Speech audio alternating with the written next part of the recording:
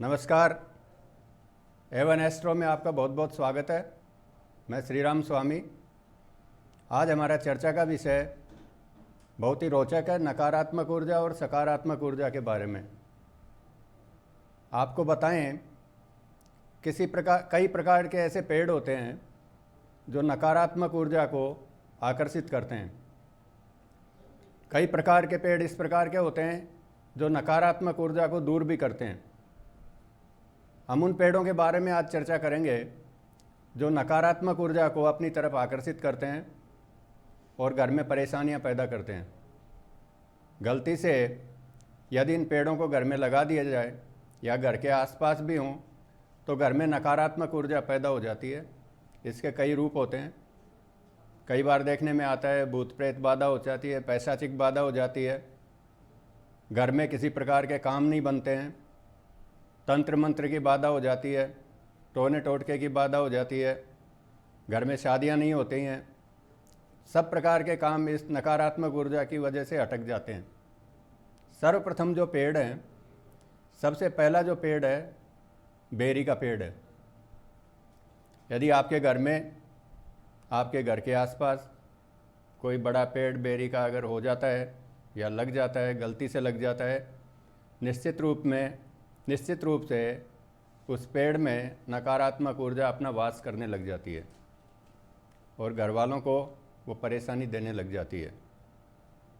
छोटे बच्चों को ख़ास तौर से परेशानी पैदा होने लग जाती है, बीमारी की परेशानी पैदा होती है, नज़र दोष की परेशानी पैदा हो जाती है, घर में कोई काम नहीं बनता है। इसी क्रम में जो दूसरा जो बड़ा पेड़ होता है वो इमली का पेड़ होता है। इमली का जो पेड़ होता है वो शुभ नहीं रहता है।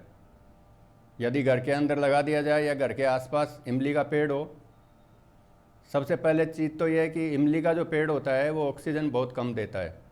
कोई पक्षी उसमें बैठता नहीं है सिवाय उल्लू के। उल्लू उसके कोटरों में अपना घर बना लेता है। उल्लू स्वयं ही नकारात्मक ऊर्जा का कारक है।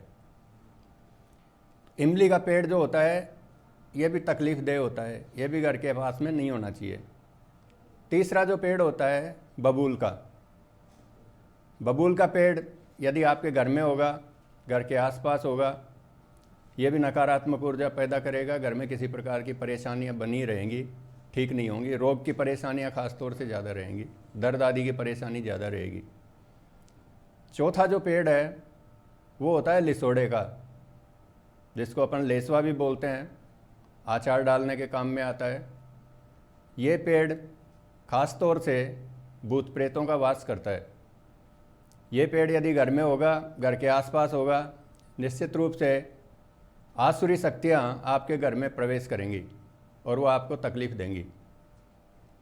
पांचवा जो सबसे इम्पोर्टेंट पेड़ है, महत्वपूर्ण है, वो सेमल का पेड़ है। सेमल का पेड़ घर के आसपास बिल्कुल नहीं होना चाहिए, घर में भी नहीं होना चाहिए। गरुड़ पुराण में यह बताया गया है कि सेमल का जो पेड़ होता है ये यम द्वार के बाहर है और यमराज को जिन आत्माओं को सज़ा देनी होती है वो इस पेड़ के ऊपर उल्टे लटके रहते हैं। आप ध्यान से देखेंगे तो जो सेमल का पेड़ होता है, इसके जो तने होते हैं, तने के ऊपर शंकु की आकृति बनी रहती है। ये शंकु की जो आकृति है ये उन्हीं आत्माओं का प्रतीक चिन्ह है।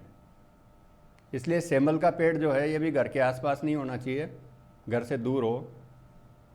एक चीज़ आप और देखें कि जितने भी पेड़ मैंने बताए हैं इनका सबका इमारती लकड़ी से कोई संबंध नहीं है। ये सारे पेड़ जलाऊ पेड़ हैं और इनकी जो लकड़ी होती है वो जलाऊ लकड़ी होती है, जलाने के ही काम में आती है। गलती से यदि इस पेड़ का प्रयोग फर्नीचर में कर लिया जाए या घर में किसी और जगह लगा दिया जाए तो घर में नकारात्मक ऊर्जा प्रवेश करती है। हमको पता भी नहीं चलेगा कि किस प्रकार से नकारात्मक ऊर्जा आ रही है, वो घर में प्रवेश कर रही है और हमारे को नुकसान पहुंचा रही है। तो ये थे मुख्य रूप से 5 जो मैंने पेड़ बताए हैं, इनका विशेष रूप से ध्यान रखें। ये अगर आपके घर के आसपास होंगे या घर के प्रेमिसेस में होंगे, निश्चित रूप से आपको नुकसान पहुंचाएंगे, आपके कार्यों को बाधित करेंगे। अगले एपिसोड में हम आपको ऐसे पेड़ों के बारे में जानकारी देंगे जो आपकी नकारात्मक ऊर्जा को दूर करते हैं। तब तक के लिए नमस्कार।